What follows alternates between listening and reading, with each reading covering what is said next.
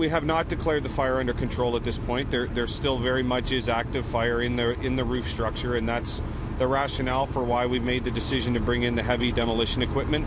That equipment will ultimately allow us to expose those hidden areas that we have not been able to get at and once and for all extinguish this fire.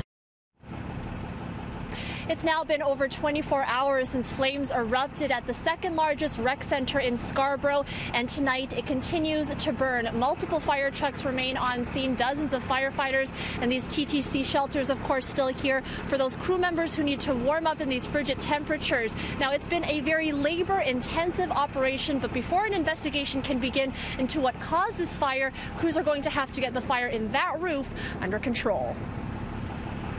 Early this afternoon, drones with thermal imaging cameras were deployed to help identify hot spots that would have otherwise been difficult to locate. Part of the reason the flames have been so hard to tame is because of how the roof is structured. 2-inch wooden planks are situated below roughly 12 inches of insulation, making it tough to access. The heavy equipment will help peel back portions of the roof to get those areas under control.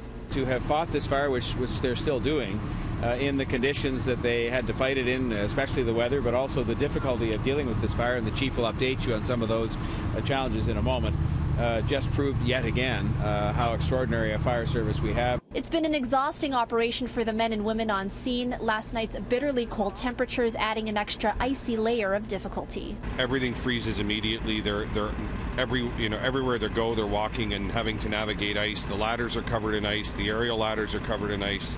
So it was a tough night. Protective uniforms also develop thick coatings of ice, adding extra weight to gear that already weighs 50 to 80 pounds. And you see the firefighters and they're crusted in that layer of ice. That oftentimes is okay. What becomes unbearable is when they need to get in and get warmed up and get something to drink and they start to melt. Once they melt, you're never warm again.